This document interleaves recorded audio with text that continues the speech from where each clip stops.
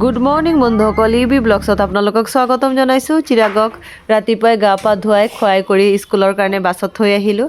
ঘৰত আহি বাকী কামখিনি কৰি লৈ এতিয়া ভাবিলোঁ একাপ চাহ খাই লওঁ। আৰু বন্ধুসকল তাৰ মাজতো বিহু পালেহি। তিলখিনি মই ৰ'দ থাকোঁতে ধুনীয়াকৈ ৰ'দ লগাই অলপ চকুৱাখিনি গুচাই থৈছিলোঁৱেই। আৰু এতিয়া ভাবিলোঁ অলপ ভাজি কৰি আৰু অলপ যিখিনি চকুৱা আছে সেইখিনি ধুনীয়াকৈ চাফা কৰি ল'ম। তাৰ কাৰণে অলপ ভাজি কৰি ল'লোঁ। তাৰ মাজতেও দুপৰীয়া সাঁজটোৰ যোগাৰ কৰি আছোঁ। আজি কোফতা কাৰী বনালোঁ, বন্ধাকবিৰ কোফতা কাৰী। আজি যিহেতু মাছ মাংস নাই, আজি নিৰামিষ। তাৰ কাৰণে কোফতা কাৰীটো কেনেকৈ বনালোঁ এইখিনি বাৰু মই বেলেগ এটা চেনেলত দিছিলোঁৱেই, আপোনালোকে চাই ল'ব কেনেকৈ বনাওঁ। তাৰ মাজতে চিৰাগ স্কুলৰ পৰা আহি পালেহি, থালি একদম সজাই ল'লোঁ।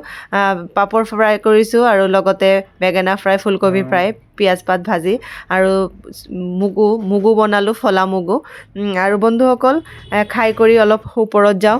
দুদিনৰ পৰা ৰ'দৰ মুখ দেখা নাছিলোঁ, আৰু যি অলপ ৰ'দটো ওলাইছে, আগদিনাখনৰ কাপোৰখিনি ভালকৈ শুকোৱা নাছিলে, এইখিনি একদম ওপৰত মেলি থৈ আহিছিলোঁ। ভাবিলোঁ এইখিনি লৈ যাওঁ।